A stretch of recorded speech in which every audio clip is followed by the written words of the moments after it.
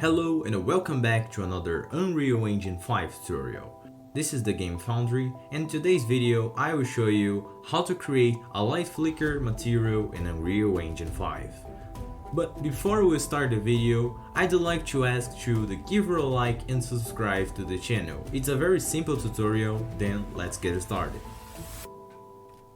The first thing we need to do is create a new material. We can name it Light Flicker Matte and open the material editor.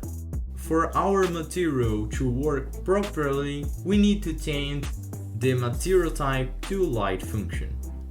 Let's start by adding the time node and multiplying it by a vector 1 so we can control the light flicker speed to get the best result.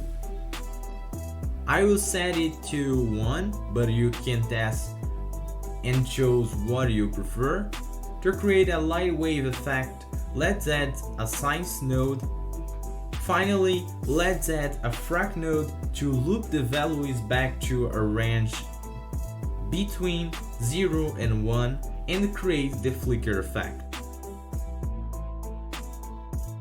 That's it guys, thank you for watching. Please give her a like and subscribe to the channel. We publish videos every week and I hope that I was able to help you on your journey. See you in the next video. Bye bye.